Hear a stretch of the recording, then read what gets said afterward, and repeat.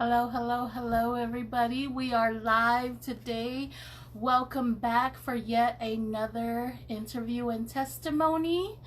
My co host, Mr. Mark Arica VP, is coming on today, so we're just going to wait on him.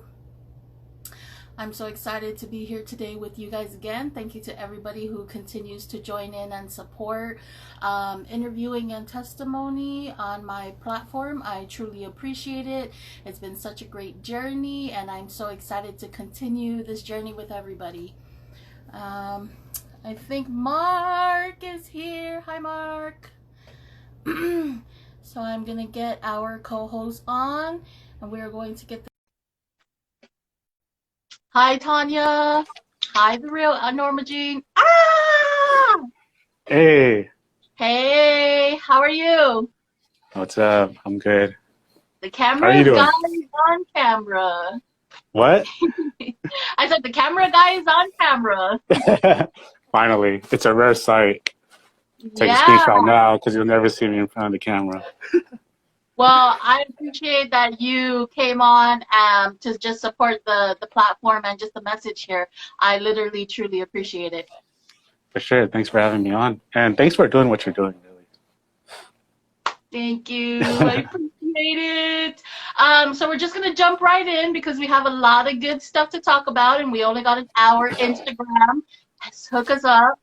Yeah. Um, so I just wanted to introduce you to the people. Mark is a producer and a cinematographer based in San Diego and Los Angeles. Mainly San Diego. I go to LA sometimes. Yes, Yeah. yes, yes. Not Guam. Not Guam yet. Somebody fly me out there. I met you again. So yeah, we're just gonna go over some topics, just in regards to, who you are, bullying, the work you do, and so on and so forth. We'll talk about the flyer, the little video clip that was on the flyer, guys. That was Mark's work right there, so we'll leave some space to talk a little bit about that. So let's just jump in. But before we jump in, let's say hi to everyone, because Tanya J's over here. My next video in Guam. Hmm. Hmm. Hmm. As long as we're flying, because I can't swim, and we're not swimming over there, we're good.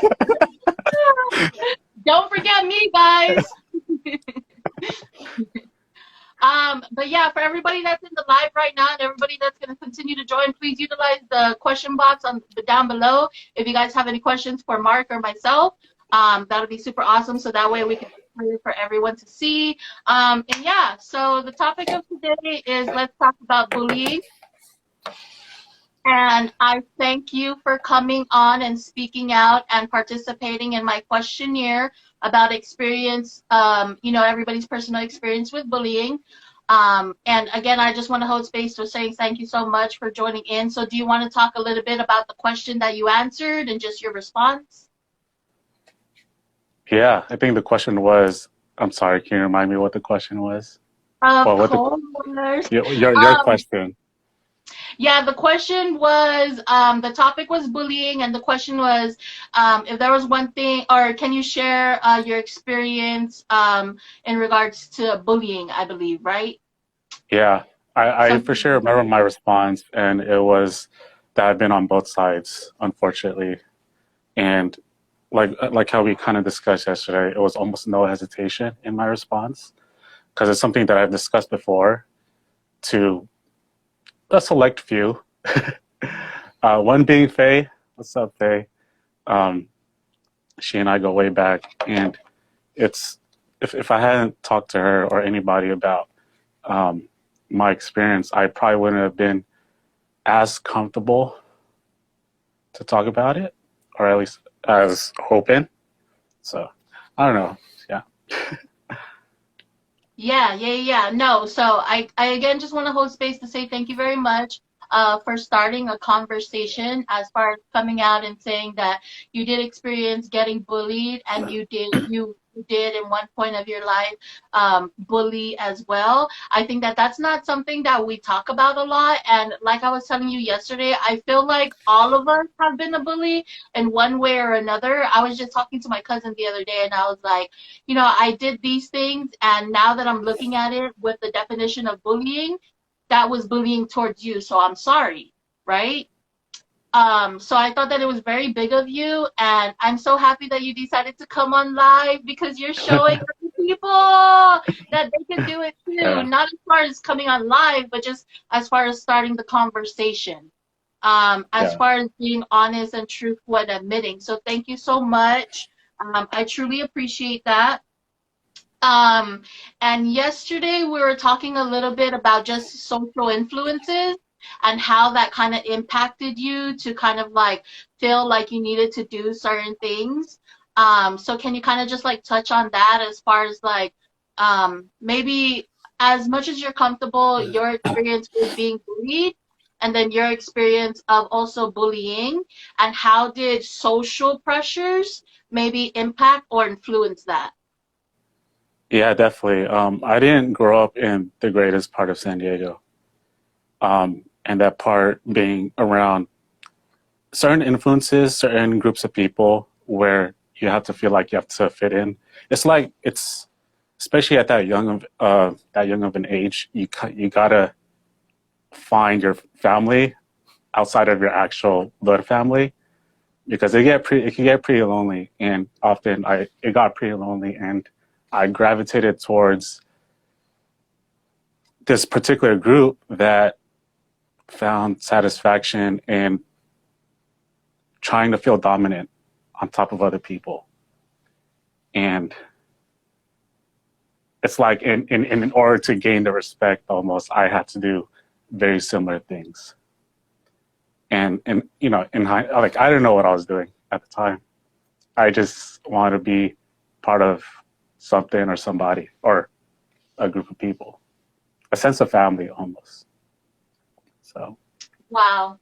Yes, yes.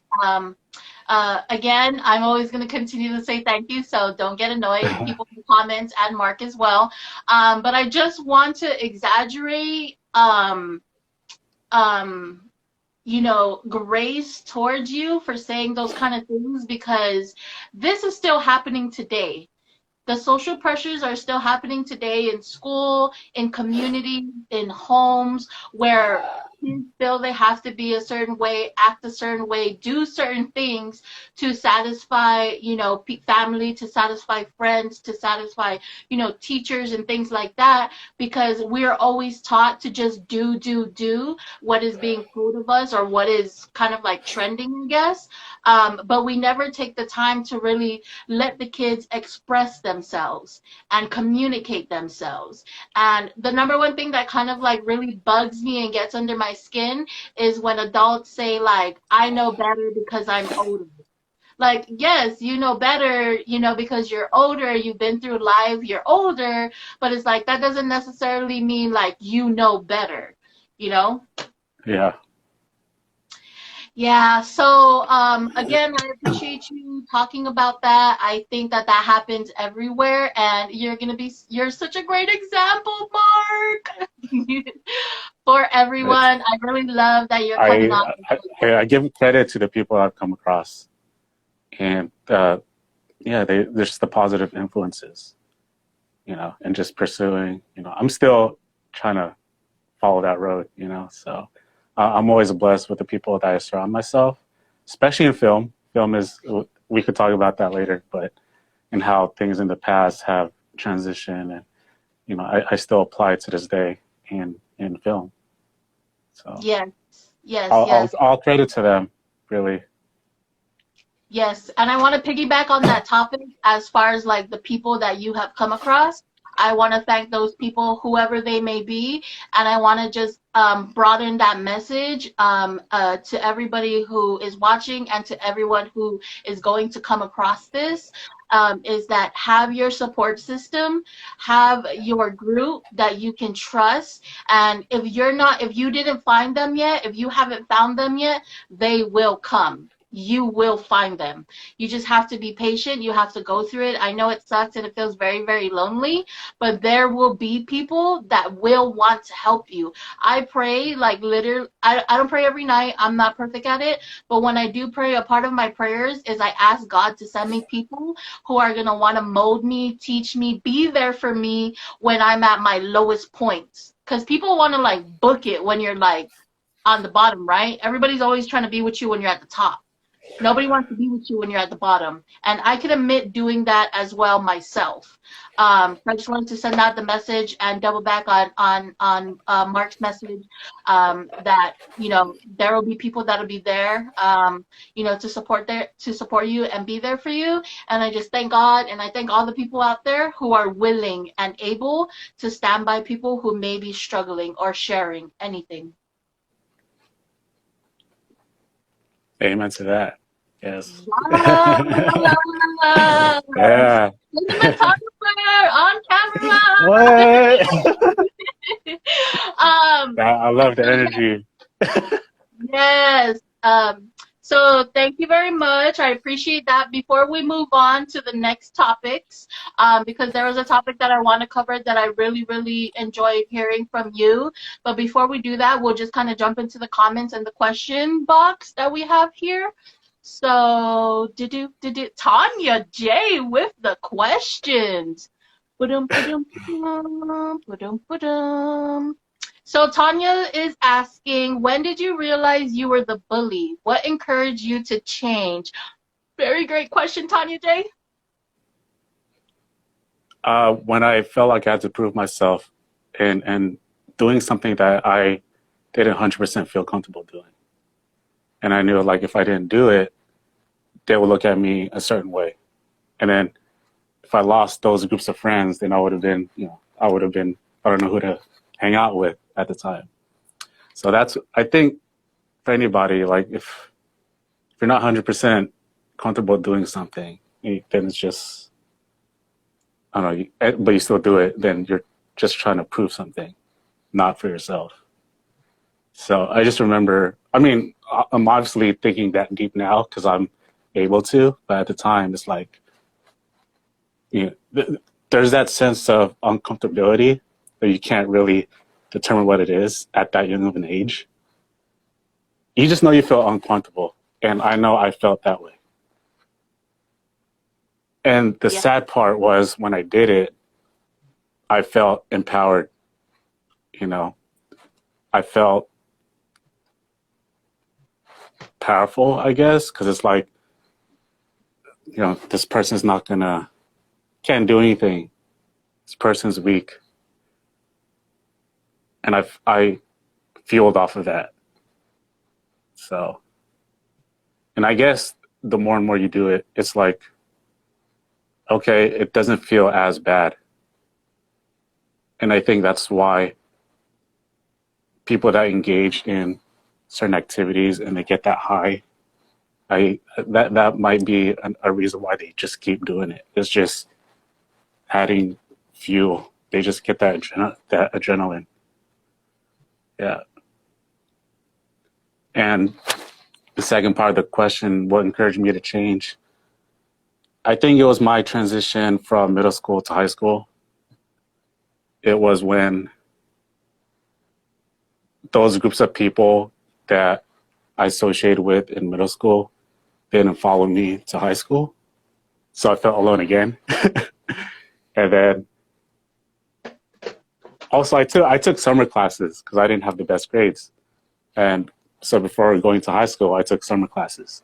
I would walk home every day, and it's like 30 minutes, almost an hour just walking home. So it's 30 minutes to an hour just time to yourself to just think.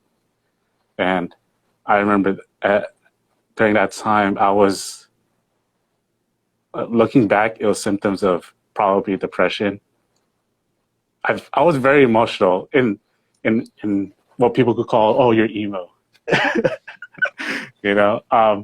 But it was during that time too that I started, I'm trying to remember it because that's when I got very into reading the Bible. I'm trying to remember if I was taking attending church school at the time as well, like after regular school hours. Um, I just remember reading the Bible a lot, and to the point where I considered myself an atheist because I was really just trying to grasp the concept of universal love, I guess. And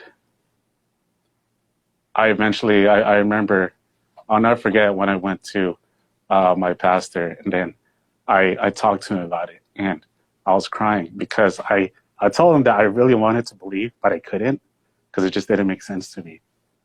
And I think he just told me to just keep trying, just keep your heart open. And then come Sunday, I see him walking down the aisle, and then I got emotional. I was with my family. I'm a very private person, so they didn't know exactly what was going on within me. But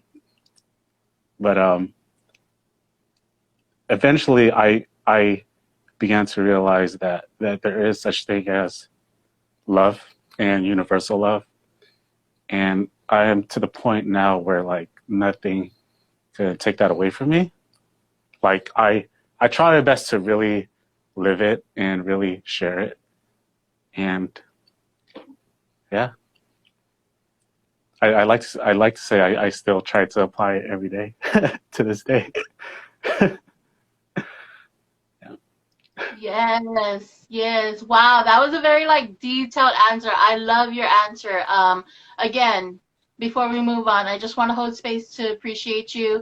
I want to let you know that you are a part of the growth of mental health, mental awareness, self-confidence, and self-love. And I say that because again, we struggle to admit. You said it yourself, you're a very private person, so nobody really knew, which that's okay if you choose to be like that. If you choose to, do it that way, that's okay. That's your choosing. But growing and learning to come out and to speak up and to share yourself, your personal self with others, and especially because it's such an emotional thing as well. It's just amazing. It's beautiful. I want to tell you, I'm an emotional person. My mom can attest and tell you that I'm always crying for like literally everything. But being emotional is not a bad thing. It's not like it's not a weak thing. It's a beautiful thing. It's a conscious thing, and it's a connection thing, because it's like emotional intelligence is universal. It's just explosive more than your how do you say it? In school, your IQ, I guess. So yeah, just beautiful. I just have like no words, Mark. What are you doing? What are you doing? Yes, great question, Tanya J. Great response, Mark. I truly appreciate it. The real Norma J asked a question. Did you ever want to fight back, but you were afraid? Great question. Yeah, I did. But I knew if I did something, I probably would have gotten my ass beat. just due to like size and just what the people that they knew. Because again, we're talking about like being associated with certain groups, and I knew the group that I was with wasn't in comparison. It's like it's better to just take the hits, and it's just better to just brush it off, because who knows, like they're gonna get their people, and it's just gonna make things worse, I guess. So that was the hard part, was just every day just taking it. So I felt hopeless, and for sure. So Yeah. Yeah, I'm trying to think. Like I got into I did get into a fight. I'm just trying to remember what it was about. But it wasn't about like retaliating. I think it was just wanting to fight. because at the end we just like shook hands or whatever. It was weird because prior to getting in that fight, it was like it's about to go down, and it's can't turn back now. Again, when I say can't turn back now, is because all these people were following me. They're just wanting to see a fight happen, and it's just feeling that adrenaline. So I think that was the only time that I actually physically responded. Other than that, a lot of it was like when I felt hopeless, a lot of it was just internal. So I started bottling things up because it's and that whole part I still struggle to this day is when I bottle things up. And I wonder if it's because of what I experienced back then and being afraid of what would happen if I acted on something right then and there. So a lot of the close friends that I work with now and I associate myself now, they know that that is something that I'm personally working on is bottling things up. So I thank them for always trying to shed a light on that because I rely on them for me to be the better person. So yeah. Yes, yes. So poetic. I'm just like listening to you, and I'm like, I don't even. Somebody give me the questions, please.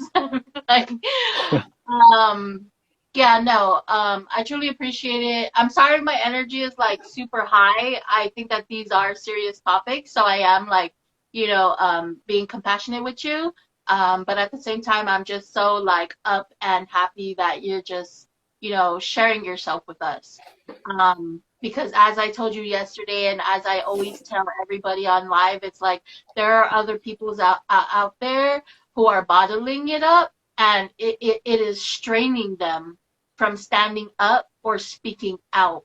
So I know that it's not an easy thing, Mark, and I know that sometimes I can't do that either. I jump on these lives and things, but I want everybody to know that there are some stuff that I'm bottling up too. I just released a very personal, dear, close to my heart project last Friday, I believe. It was video, it was picture clips, but there was also audio in it, and I just kind of like poured myself out, and I've kind of been like holding that in for like the past 29 years. Um, and I still don't, sometimes believe in myself. I still don't sometimes trust myself. I always depend heavily on my circle to be there for me. I always depend heavily on my mother. My mom was actually the one that asked that last question, Norma J. Um, but I always go to her for everything. Our relationship is amazing, and we have grown into a space where I can just be super like communicative with her and just be open and honest. Um, but my mom said if you called, I would have kicked their ASS for you, but I'll be nice.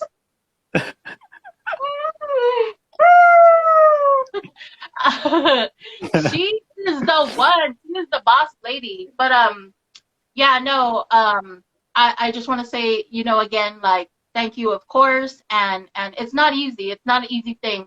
I can like do this live today, and then tomorrow I can go to through a certain situation that strains me, like I was talking about, and I won't be able to do it. I again, I'm very emotional. I am very in tune with my emotions. I connect so like universally with people, with things, with situations, and I just have to be very mindful of what I give myself to, because a lot of these emotions and feelings are very strong, right? And if I'm not conscious and taking care of myself, it can overwhelm me. So you're doing great. You're doing awesome. I encourage you to keep continuing to rock with your crew, rock with your group, and it all happens in time. It's all Yeah. on our time. It's not on anybody's time. It's not on, like, oh, before a certain age or before a certain time or before a nope, it's all on our time. So that's beautiful. Thank you for sharing that. for sure. We're going to see some more questions before we jump in again. Dun, dun. Boom, boom. Choo, choo, choo, choo.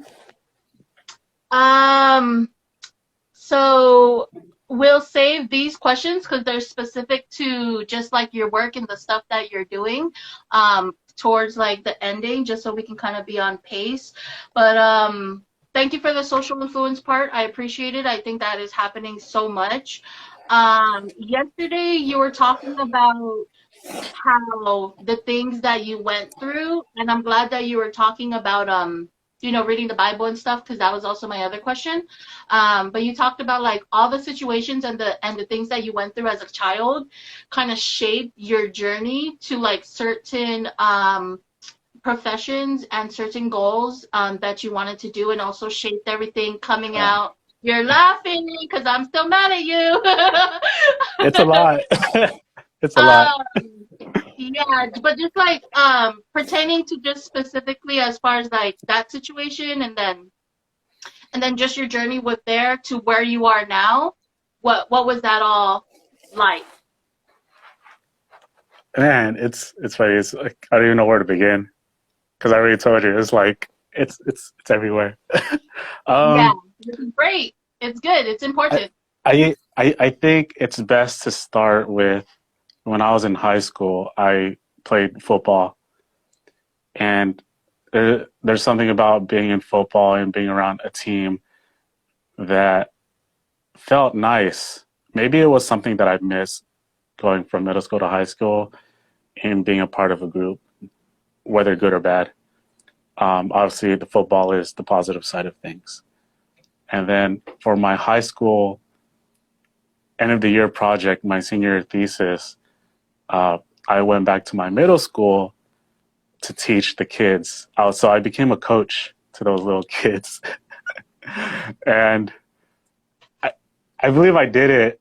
I did it because, so in the thesis, we were supposed to pick like our career paths. And I'm pretty sure I either put a physical ed teacher or a school counselor, one of the two, or social or social worker as well. I want to work with people regardless. I remember I remember in middle school, I had to coaching in middle school. I had to stand in front of the class with the kids, the players, and I got so anxious. I'm like, dang, they're waiting for me to like do a magic trick or like do something interesting. And it's like that's when I got the stage fright almost. But luckily, I had an assistant coach to be there to help me out. And then going into college, I went into Southwestern College in Chula Vista down here in San Diego. I majored in psychology. Then I remember, I don't remember if it was like 101 or the class after that, which might have been like Psych 102. But I remember the professor beginning the class with, if you're a psych major, raise your hand. I raised my hand. And then he was like, if you're gonna be a psych major, just be prepared to be in school for the rest of your life. And I'm pretty sure once I heard that, I'm like, nope, I ain't trying to be in school all the rest of my life. I probably went to like 2 or 3 other classes after that until I just totally just stopped going. And then I started considering like the whole medical field thing, like physical therapy. And then my way of getting to physical therapy was through massage therapy. So I became a certified massage therapist first until I got released from my job. I just realized it wasn't for me. Just something about having that temperature at the likeness of the client, and I hate heat. So yeah, sometimes they would want it really hot. I'm like, gotta be with this person for an hour. It's not even. It wasn't even like I have to be with this person for an hour. I got to be in this heat for 1 hour. That's why I hate the heat wave right now in San Diego. But anyway, away from the whole school thing, I took up photography for fun as a hobby, and also I in elementary I actually went to an art centered school. Middle school was just a regular public school. High school was just a regular public school. So I feel like I've always been creative. Like I drew when I was younger. Uh, I was like one of the go-to drawers back in elementary school. Um, so I think photography was just another way for me to get back into that whole creative side. And then photography eventually just led into video. I remember one of my classmates at Southwestern College, he was a rapper, and he asked me to do a music video. And I tried reminding him, like, I'm just a photographer, man. I don't do video. We did the video, and it was bad. so, um, so from that point on, I just ran with it. I like the collaborative part of filmmaking, and it's like going back to like being in that team environment, going back to high school football, and high school football mixed with the elementary art school upbringing. It's like those two worlds brought together, and filmmaking is definitely something that I don't see myself doing anything other than filmmaking and just being around creative individuals.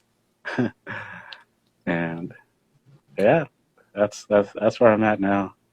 Oh, Beautiful. and the stereotypical military thing in the Filipino household. I remember I went as far as to like getting what's called the ASVAB test, your whole fitness thing. That's how far I got, and then I didn't do it, obviously. So yeah. Yeah, beautiful, beautiful. I wanted us to touch on that, Mark, just because when you shared that whole process with me yesterday, I just saw, just by listening to you, how those things that you went through pretty much kind of like shaped where you are right now, and it brought you out just to the creativity, the arts, as far as photography and video.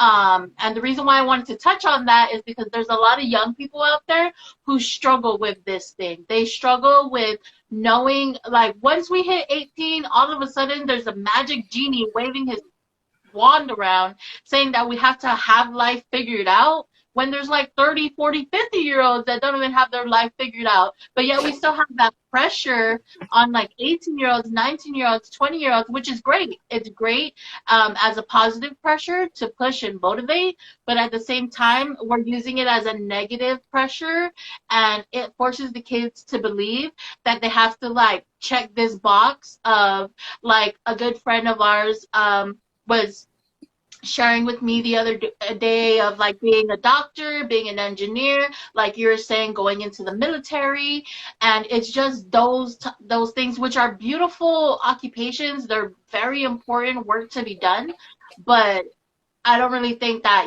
we should put the young people in any kind of box. I feel like the 20s, like once you're 18, like you're still in a young person mindset. You're still in like, like a teenager, 17, 18 mindset. So I think like those early 20s should be like a flex part to really explore, not only professionally, but personally, because you're entering a new age, a new like decade, and there's just like this definition of what it should look like. So that was the reason why I wanted you to share that.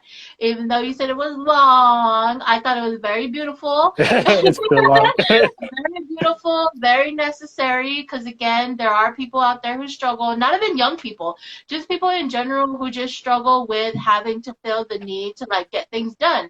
So I wanted you to share that part of your story to show people that For one, there's going to be different things that we're going to dabble in. There's going to be different occupations and jobs that we're going to want to do. There's going to be jobs that we enjoy doing. There's going to be jobs that we think we have to do to survive. Um, so it's just all a part of the process, and it's all on us. So Yeah. continue, like Mark's story shared, if everybody else caught it, continue to do what you're doing, continue to explore, and at the end of it, find your passion and find what really makes you happy. Because I shared this with one of the interviews I had before. I shared it, I believe, with one of my family members, and I'll share with you guys again, was that I had a dream like a little while ago, a couple of weeks ago, and it was so random, right? Because I was like, was I watching a video or a movie, or where did this idea come from?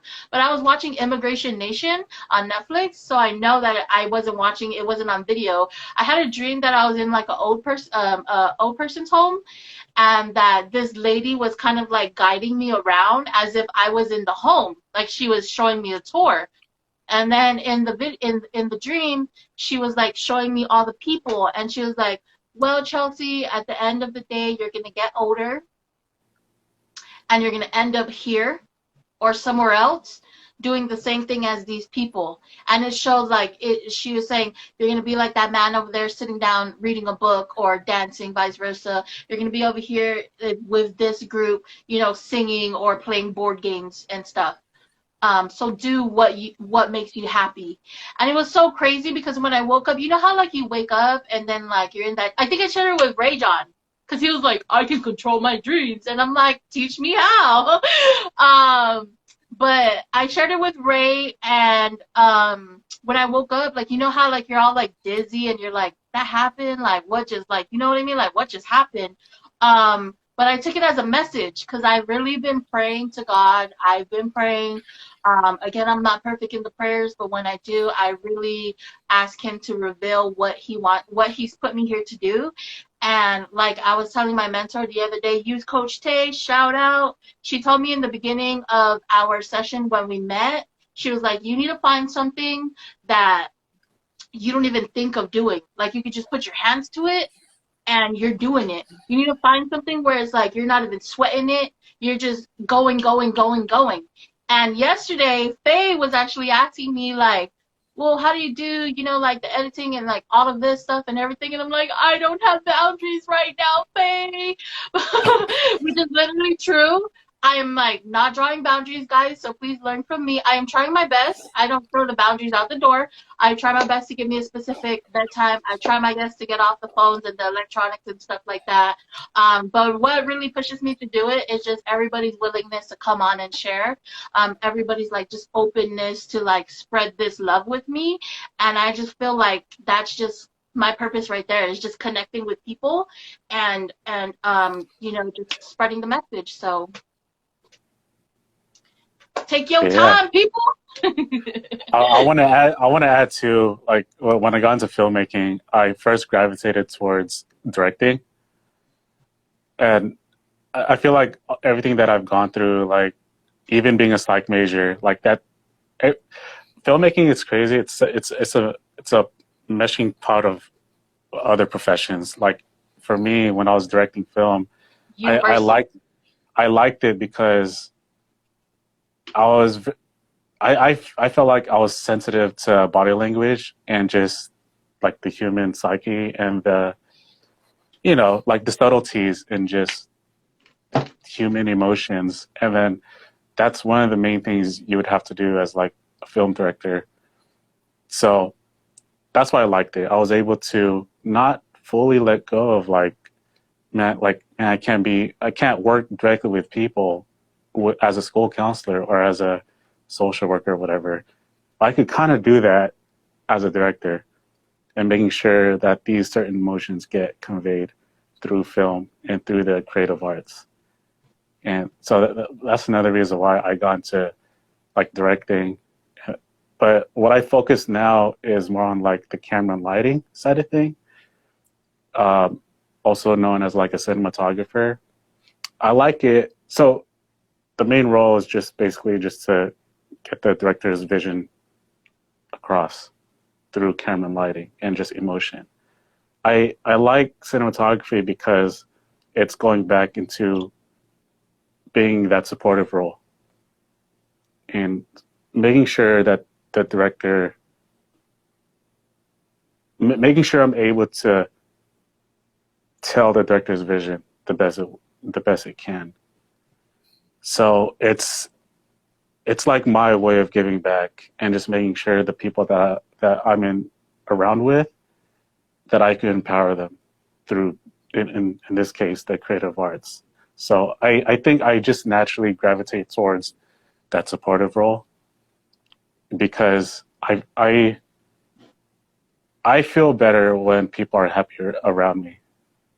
And I could do that as the cinematographer and any other profession, really. Like, you could, just because you can't be a school counselor and you ended up being like an engineer or whatever, you could still be that person. You could still be that supportive role.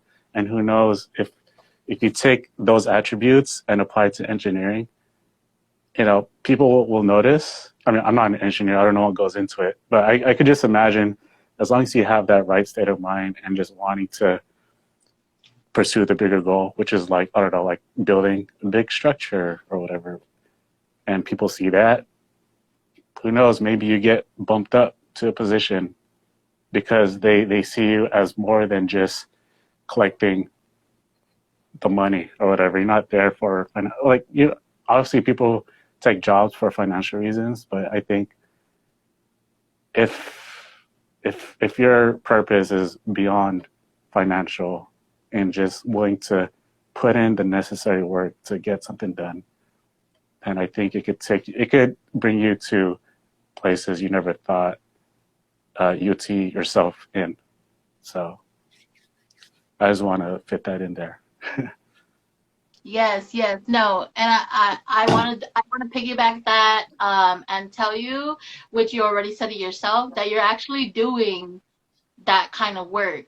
Regardless if you're not like in a school, in an office, being a school counselor, or regardless if you're not in the school, in the gyms, coaching or anything, or whatever it is, the journey that you wanted to do, you're still doing that by the work you're doing, not by the work that you're doing, but through you as a person. Because even if you didn't go finish school for psych or anything, it is in you, right? Like your interest to go to school and study a certain subject, it's because of your interest in it and your passion. Thank you, Faye. Passion. So everything that you're doing with your works and your stuff that you're doing right now, you are still connecting with people. Because when I think of music or videos, it's like I want to feel a connection, right? Like I see these images and I see I listen to the audio and stuff, and I'm searching for what I can connect with, what I can relate with. And you doing what you're doing, translate that. It communicates that with the craft and the expertise and the gifts that you have from you, from Mark. Not from your gifts of like videos and photography or anything. It's from you. So I just wanted to share that. I know I'm like teasing you, like I'm mad at you, school counseling, but you're exactly right. You're doing it regardless of if it's school counseling, whatever the case is. You're doing it with the work you're doing it right now, in the work in your videos and things like that. So, such great stuff, Mark. Um, so yeah, moving on from that, again, thank you very much. We'll jump in to the lighter side of things, guys. We'll jump into the happy stuff. So if you just want to explain and tell everybody, which we've been kind of doing throughout the live already, but if you miss anything else you do specifically, let's talk about the video that we shared on the flyer and all that good stuff. Talk about the video that you posted. Yes, your work. That Let was everybody. my 1 minute video reel.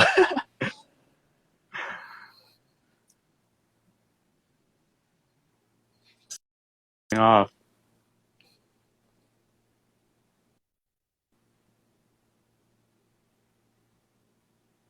There we go. Technical. Uh-oh. There. We're here. Yay! You need me to go over there to work on your camera, man? Yes, I very much do. And I think that's a no side, Mark. People will comment on. All right, Faye, let's go. We need a set deck or bedroom. Let's do it. Yeah, no, that video was just some highlight of the work I've done on the lighting and the camera, and yeah, that's what that video is for. Then at the end, you see a little bit of a Tanya J video. So, which has been doing great. It's been doing awesome. I think she posted that it hit over what, like 2,000, 200 something thousand, something in the thousands. 3. What is it, Tanya J? Almost 4,000. What is it, Tanya J? And so, yeah, to double back on the work and things like that too, speaking of Leave the House, Tanya J wants to know, what was your favorite part about Leave the House production and your favorite things to shoot? Favorite part? Oh, man. It might sound cliche, but everything about it. It's different nowadays because the whole COVID thing. So everything has to be planned out inside and out. And because you don't want to waste or spend extra energy that you shouldn't have to. You just want to get out of there, make sure everyone gets home safe. So my favorite part was trying to figure out and working with director Edwin Franco and just coming up with the best way to execute the scenes that we had to do for the 2 days that we shot it. And also just the collaborative nature of everything. Like for me, the camera and lighting person, you have Edwin, the director, and then there's also Sophia with the assistance of Faye to help with the production design. So it's super collaborative to make sure everything looks right, lighting looks right, the set looks right. So that's what I loved about it. It's really just problem solving and just it's like, how do we make this as dope as we can get it? Like this song is dope. The people involved is dope. Tanya's dope. So that's what I loved about it. And my favorite thing to shoot, that's tough. All of them, but if I had to pick one, it'd probably be the bathroom scene because I just love. No, well, that was great too. My favorite thing to shoot was what I call Emma's beauty shot. It was the point of view of the vanity mirror. And we were so tight on schedule that it almost had to be tossed out to just fit in the other scenes. But I fought to make sure that we get it because the way my team and I did it, which was Matt Knowles, Alex Bennett, Ruben Martinez, and Omar David, like the way we executed that shot, like was so creative because it's supposed to be a mirror. And obviously you can't shoot towards a mirror, you'd see the camera. So that's the magic that I got to do that I couldn't do to those middle school kids. It's that movie magic. That was definitely one of my favorite things to shoot. As simple as it looks visually, the way to do it is like it takes some creative minds to do. You can't. So we didn't shoot it towards a mirror. We didn't reflect anything. We didn't use extra mirrors, and camera was straight at Emma and Tanya J. So that's my favorite thing. Yeah. Yes. There was somebody else who commented a question. For those of you who are just tuning in, utilize the question box, please, for your questions. That way everything is all collected up in here. And I'm not searching, but I thought it was a great question. Boom, boom, boom. Oh, Edwin Franco. Speaking of Edwin Franco, what's your passion, Mark? My pet. Dang it, Edwin. Well, Dang, Edwin. there's an inside joke there, so he knows why I'm cracking up. uh, I mean, my passion is just working with people and expressing through the visual arts, and yeah, that's my passion, Edwin. All right. I'll thank everybody for the questions. Keep the questions rolling in. We're going to try and squeeze them in for the last 7 minutes that we have. But before we go, as you guys have seen and heard or whatnot, usually when I do these lives, my main focus point is to take our life experiences and turn it into adolescent life advice. So, Mr. Mark, for you, this question, if you could tell your teenage self one thing, what would that be? To don't be ashamed to ask for help. Yeah, it can get pretty lonely, and just to remind myself that everyone's fighting their own battles, and I think we pin ourselves in a corner, and it's like no one's going to understand, no one's going to no one's there to help. But I going back to like talking to Faye, like Faye, I'm gonna spill a little bit of something, Faye. But before I jumped on, but before I even agreed, well, actually, it was just after I agreed to get on this live. I had to talk to Faye because I've told her a little bit about my past, and we were just sharing stories. And then when she shared me some of her stories, like that alone was enough to just make me feel better. Years later, like it's everyone's going through their own thing, and that's definitely one of the things I would tell myself is just to don't be afraid to don't be ashamed to ask for help, because there will be people to be willing to help you, and if they're not, go to the next person. So don't be afraid. Can I get makeup, please? No, just Michelle, makeup, Michelle. Michelle, Sonia, commercial, please, commercial. No, I like to make light of the things that even if it's in the darkness. I also like to say that I'm not taking away from the seriousness of it, but I like to take light into it because a lot of times, we make it these serious topics, which it is serious and it's important, but it doesn't need to be serious in the sense where we can't show our emotion, right? So thank you very much, Mark. I appreciate it. Always. Faye in the comments just showing all the love. We family. Yes, Faye. Faye is so awesome. I was sharing with you yesterday that she's just amazing as well. We're in messages. Hopefully I can work something here with Faye as well.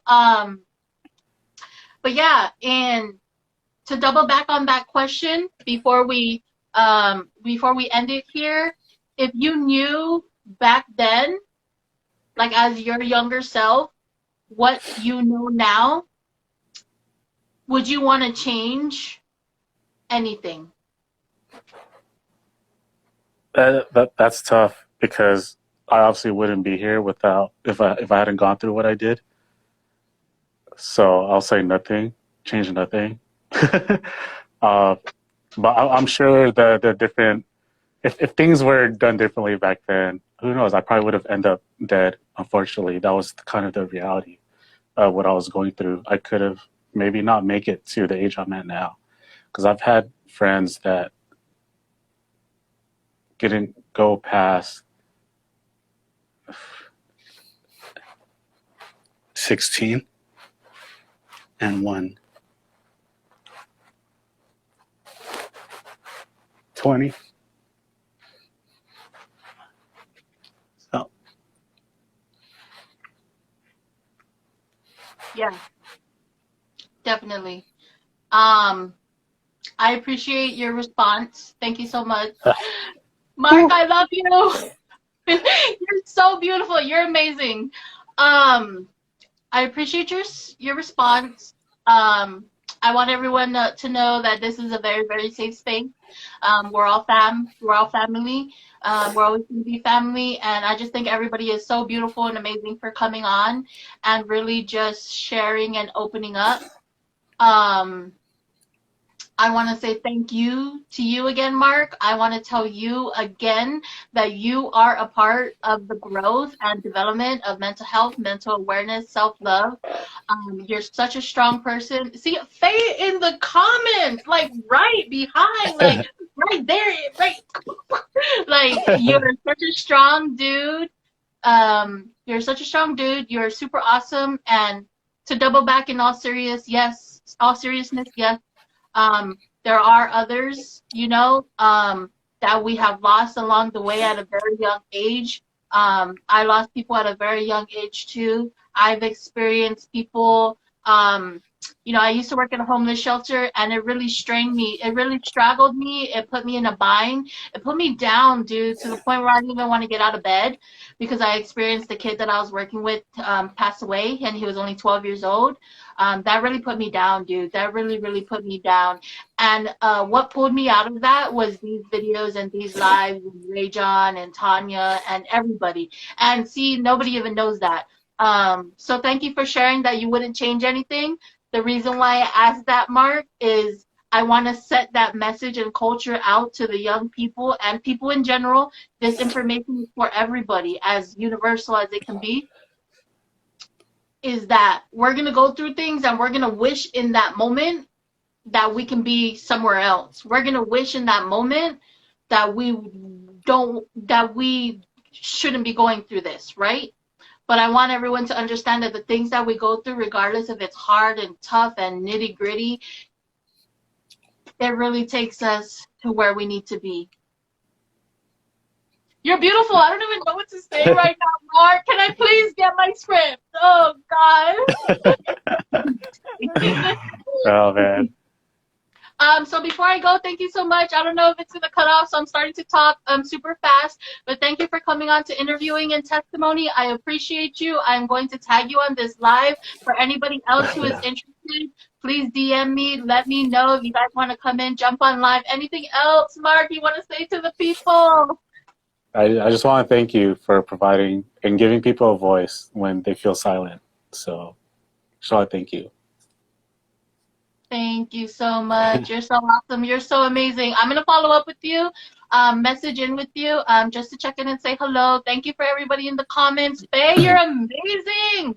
Thank you so much. Tanya J, Edwin Franco, thank you, everybody. Please, guys, if you're interested in jumping in, please jump in. Edwin, yes. Tanya, yes. Thank you so much. For everybody who's interested, you guys are in San Diego, Los Angeles, you're watching this or you will watch this in the future, please hit up Mark for any of that cool vibey connections with the cinematography. Hit up the team. It takes a team. Hit up the team. Any one of us. Yes. Everybody is in here. All the comments are going off, Mark. Look at that. You're amazing. I love this talk. Edwin sending you kisses. Like, look at all of this. Edwin's always kissing me. It's nothing new. I actually have Irma 101 coming on in an hour. So if you guys are available and if you guys are able to jump in, I think that it's going to be such a good, informative talk. And yeah, do. Tanya J, this is why I want to be on this team. Oh, Mark, my mommy said, thank you, Mark. You're such a beautiful spirit, just like my baby. Boop, boop, boop. Mom, don't call me baby in front of people. Just kidding. You can call me whatever you want, girl. Tanya and Faye, everybody, I was telling Mark, like, whenever this COVID and we get to leave the house, we need to leave the house and blink Hey, out, put our artistic hands and blessings together.